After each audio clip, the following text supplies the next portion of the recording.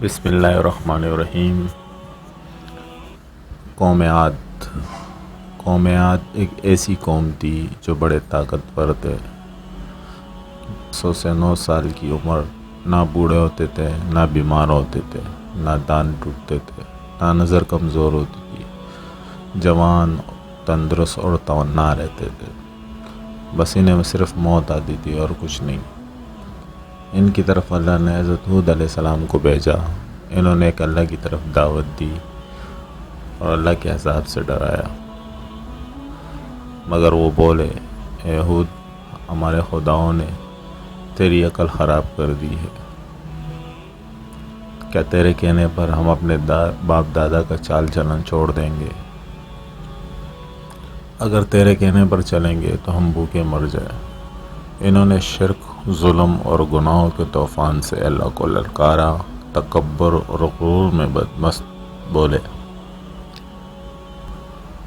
جیسے کہ قرآن پاک میں اللہ تعالیٰ نے فرمایا، پھر عاد کا قصہ تو یہ ہوا کہ انہوں نے زمین میں ناحق تکبر کا رویہ اختیار کیا اور کہا، کون ہے جو طاقت میں ہم سے زیادہ ہو؟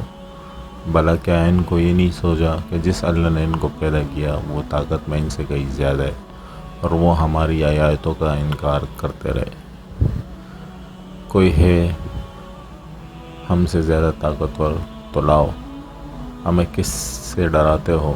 اللہ نے کھیت بھیجا، بھوک لگی، سارا غلہ کھا گئے، مال مویشی کھا گئے، حرام پر آ گئے، چوہے بلی کتے کھا گئے، سام کھا گئے، درخت گرا کر اس کے پتے کھا گئے۔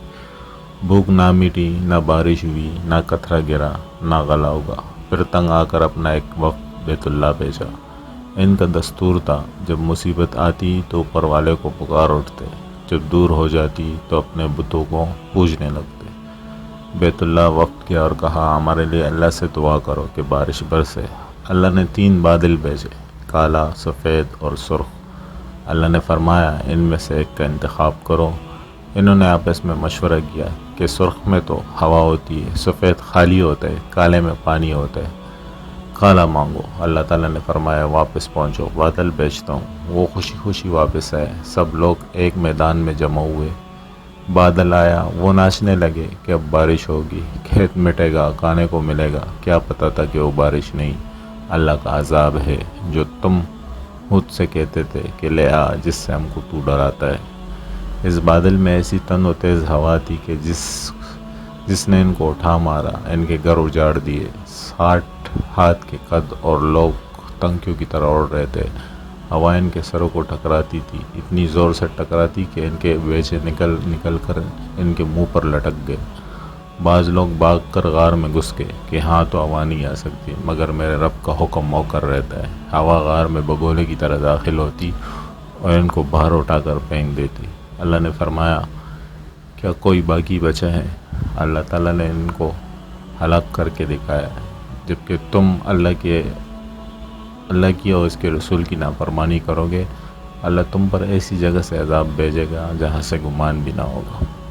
سوچنے کی بات یہ ہے کہ جو گناہ قوم عاد نے کیا، کیا وہ ہم نہیں کر رہے؟ کیا ہم اللہ کی حدوں کا پار نہیں کر گئے؟ کیا ہم نے اللہ کو اپنی نافرمانی سے نہیں للکارا ہوا؟ توبہ کرو، اللہ سے ڈرو، قرآن پڑھو۔ جن گناہوں کو ہم معمولی سمجھتے، اللہ نے ان گناہوں پر پوری قوم زمین بوس کر دی ہے۔